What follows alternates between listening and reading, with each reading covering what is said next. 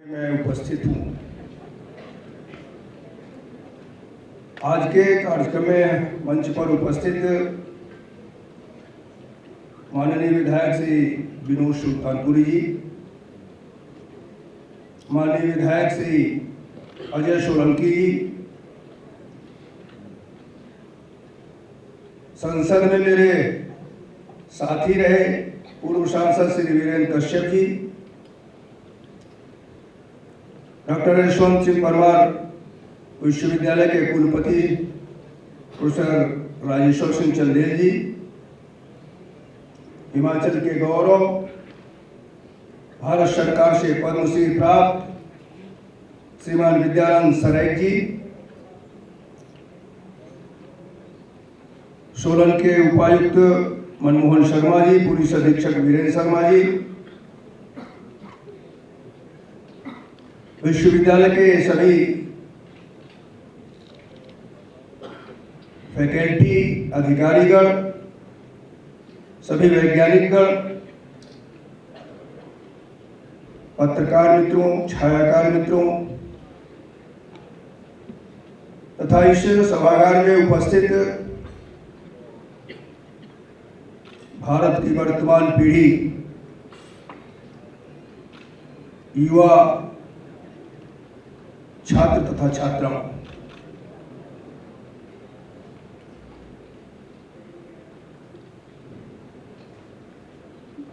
मैं तो भौगोलिक दृष्टि से और ऐतिहासिक दृष्टि से हिमाचल से परिचित था।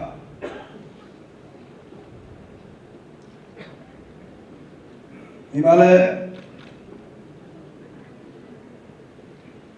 के बीच में बसा हुआ प्रदेश हिमाचल, इसको देवभूमि के रूप में भी जाना जाता है।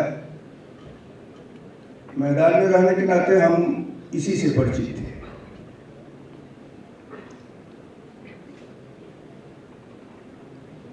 लेकिन आज यहाँ के वैज्ञानिक, अन्य फैकल्टी, कर्मचारी,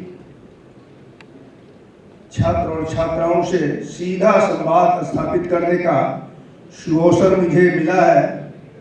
मैं इसके लिए अपने को ही भाग्यशाली मानता हूँ। अभी जब कुलपति बता रहे थे कि 1985 में विश्वविद्यालय की स्थापना हुई, नाम एक बहुत ही मनीषी के नाम पर हुआ, जिसने स्वतंत्रता संग्राम में अपनी भूमिका भी निभाई थी, जिन्होंने पहाड़ी राज्यों को एक करके आज लोकतंत्र के दृष्टि से जाना जाने वाला हिमाचल, इस राज्य की स्थापना में अपना महत्वपूर्ण योगदान दिया था। श्रीमान यशवंत सिंह परमार जी निश्चित रूप से यह वो लोग थे जिन्होंने समाज के लिए सब कुछ करने का काम किया।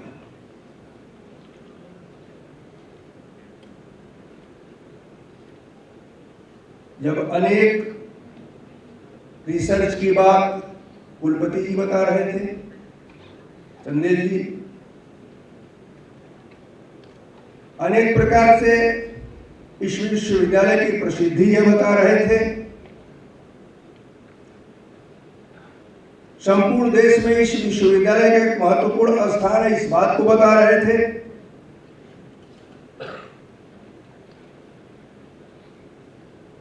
तो मुझे ये लगा कि निश्चित रूप से इस विश्वविद्यालय की प्रसिद्धि, इस विश्वविद्यालय की सुगंध संपूर्ण भारत से आगे बढ़कर के आज जब यहाँ के कुछ छात्र इस विश्वविद्यालय की प्रसिद्धि को बताने के लिए ऑस्ट्रेलिया जा रहे हैं, तो मुझे लगता है कि यह सुअवसर निश्चित रूप से उनको बधाई देने का, उनको धन्यवाद देने का।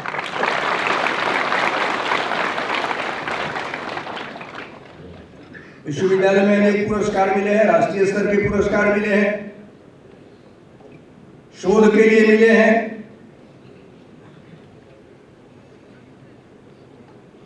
हिमाचल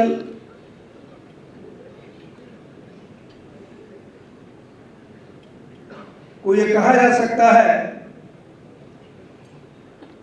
जैसे लोग बच्चियां कहती है ना कि ये मेरा मायका है, जहां वो जन्म लेती है। तो अगर सेव को हिमाचल का मायका कहा जाए तो कोई अतिशयोक्ति तो नहीं होगी, क्योंकि यहाँ का सेव, उसकी सुगंध निश्चित रूप से बहुत महत्वपूर्ण होती है। और जब सभी सेव कोल्ड स्टोरेज में जाता है बाद में बिकने के लिए, तो हिमाचल का भाव बढ़ जाता है, क्योंकि तब किन्नौर का सेव न केवल भारत बल्कि विदेश में भी जाकर के हिमाचल की प्रतिष्ठा को कायम करते हुए, सुगंध को कायम करते हुए, स्वाद को कायम करते हुए बताता कि यहां हिमाचल है।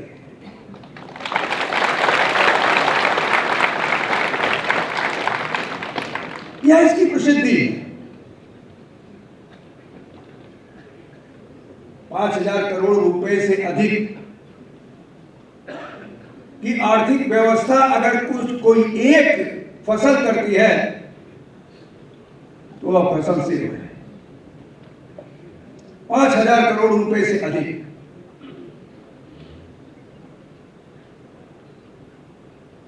हालांकि हम सोलन में हैं, यहाँ थोड़ी गर्मी भी होती है।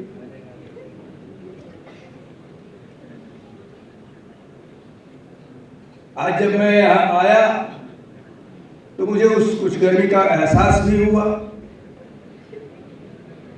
क्योंकि मैंने ये पाया कि बिना गर्मी के खिलाड़ी अपने लक्ष्य को तो प्राप्त नहीं कर सकता है। छात्र और छात्राओं ने जिस गर्मी से, जिस ओज से, जिस तेज से यहाँ के खेल के शुभारंभ को किया, मुझे लगता है वो अभी विश्वविद्यालय के प्रतिष्ठा को बढ़ाने का काम करता है।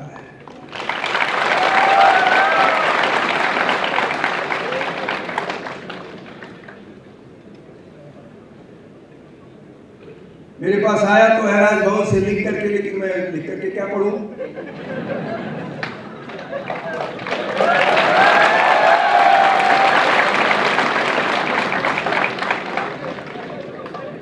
तो मुझे लगता है कि जब हम संवाद स्थापित कर रहे हैं तो आपसे सीधे संवाद ही स्थापित करें।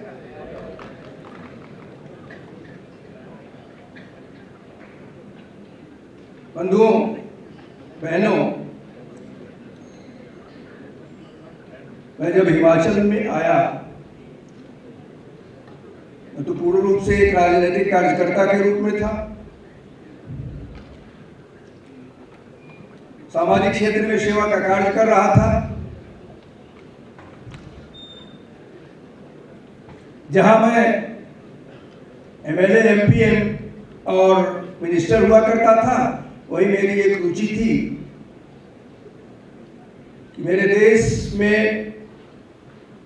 एक असाध्य रोग कभी रहा करता था, जिसको लोग अपने परिवार के लोगों को भी अलग कर देते थे, कुष्ठ रोग।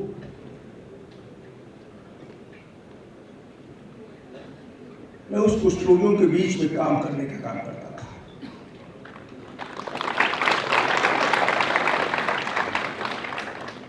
उनके बच्चे हिकारत की दृष्टि से न देखे जाए, इस नाते उन बच्चों की शिक्षा इत्यादि का प्रबंध, उनके बच्चों की शिक्षा इत्यादि के प्रबंध करने के लिए कुछ संस्थाओं के साथ मिलकर के जहां तक मुझसे संभव हो पाता था मैं करने का काम करता था।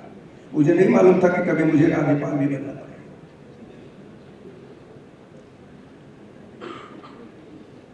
लेकिन आज जब भारत के महामहिम राष्ट्रपति ने मुझे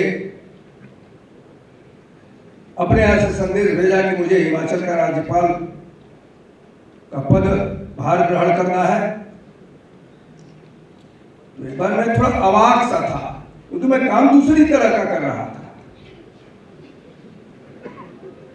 लेकिन जब इधर आया तो एक खुशी भी थी कि जा रहा हूं राज्यपाल बनकर के, तो उस देवभूमि का जा रहा हूं जिसकी लोग पूजा करते हैं, जिसकी अभ्यर्थना करते हैं।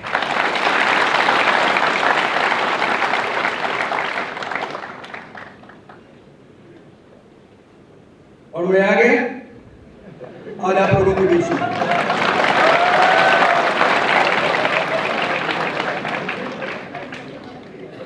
लेकिन जब पहली बार हिमाचल में शपथ लेने के बाद कॉल ऑन करने के लिए मैं राष्ट्रपति को, प्रधानमंत्री को और गृह मंत्री को गया, क्योंकि स्वाभाविक रूप से किसी भी राज्यपाल के लिए इन 3 जगहों पर जाकर के बताना पड़ता है, उनसे समय लेकर के बातचीत करनी पड़ती है और उनसे कुछ सजेशन भी लेना पड़ता है कि हम जाकर के जिस जगह पर गए हैं वहां क्या कार्य करें।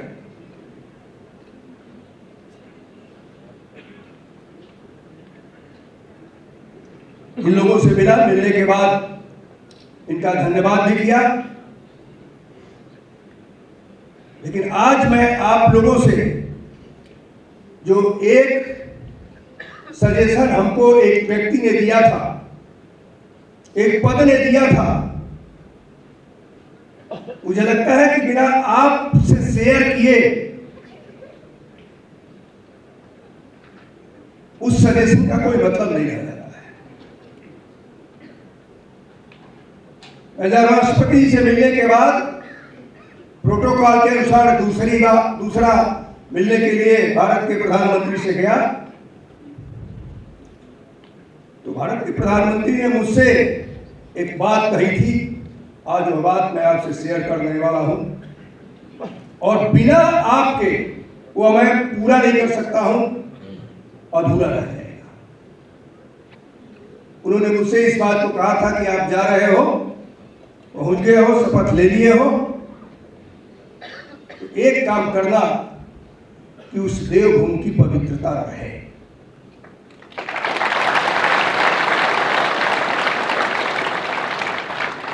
और उन्होंने इस बात को कहा कि उस देवभूमि की पवित्रता तब रह सकती है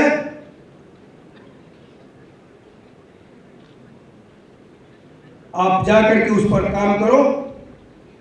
तो मैं वह शेयर करके आपसे अपने लिए उसका समर्थन मांगने वाला हूं कि इस देवभूमि में जिस प्रकार से नशे की प्रवृत्ति बढ़ रही है, अगर आप हमारा साथ नहीं दोगे तो निश्चित रूप से इस देवभूमि की पवित्रता को किसी भी स्थिति में बचाया नहीं जा सकता है। इसका त्याग मैं हाथ उठा करके आप लोगों से मांगने वाला हूं कि आप लोग हाथ उठा करके इस बात को कहिए, क्योंकि भाई देखो, युवा शक्ति के बल पर ही जग की आजादी चलती है, इतिहास उधर ही चलता है जिस ओर जवानी चलती है।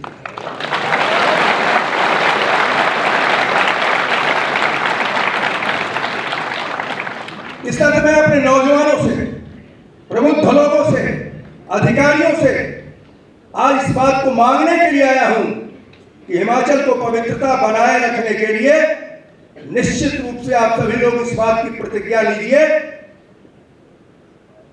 कि न तो नशा करेंगे और न तो नशा होने देंगे।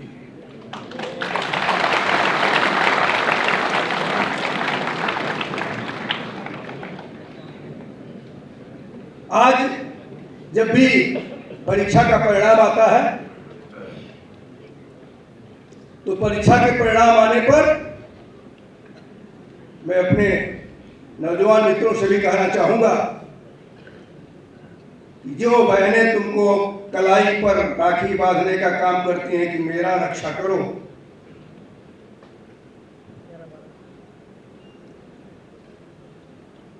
उन बहनों की रक्षा करने का काम तो नौजवानों को ही करना है।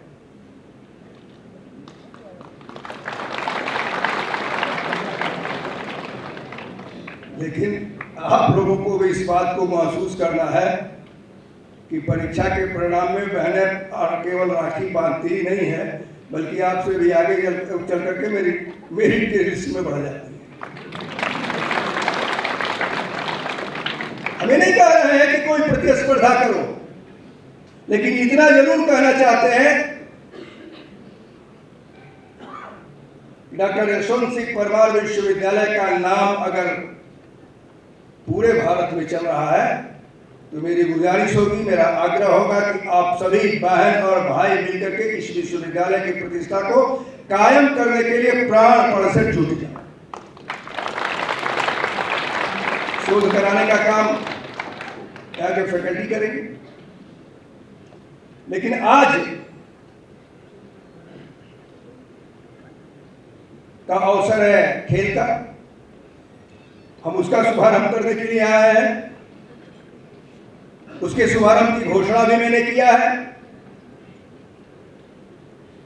लेकिन मैं दावे के साथ इस बात को कह सकता हूं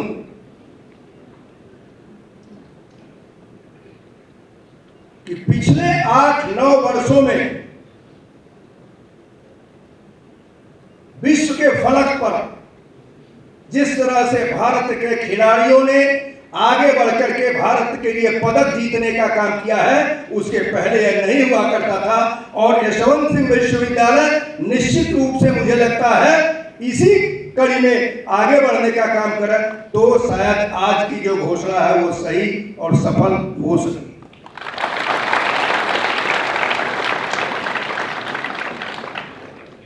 इतना अच्छा लगता है जब विदेश में भारत के नाम पर पदक के लिए जूझने वाला खिलाड़ी जब देखता है और बात ये सोचता है कि आज कैसे मैं आगे बढ़ूं, तब तक उसको पता लगता है कि फोन आता है भारत के प्रधानमंत्री का और वह कहता कि भाई आप लोगों से मैं बात करना चाहता हूं, आप सभी लोगों को भारत माता के लिए पदक जीत करके लेकर के आना है। तो कितना साहस बढ़ जाता है। आज वैसे ही एक राज्यपाल के रूप में, इस विश्वविद्यालय के कुलाधिपति के रूप में मैं आप सबको वह संदेश देना चाहता हूं कि निश्चित रूप से यहां से उठो, आगे बढ़ो। विवेकानंद जी ने एक बात कही थी ना, उठो, जागो और तब तक बढ़ते रहो जब तक अपने लक्ष्य को प्राप्त नहीं करो। आपका लक्ष्य विजय, आपका लक्ष्य विजय, और आप अपने लक्ष्य को प्राप्त करने के लिए विजय को प्राप्त करें। मेरा समय 40 मिनट बोलने का था, लेकिन पहले खर्च हो चुका है, इस नाते मैं अपने बात को यही पूरा करूंगा। बहुत बहुत धन्यवाद।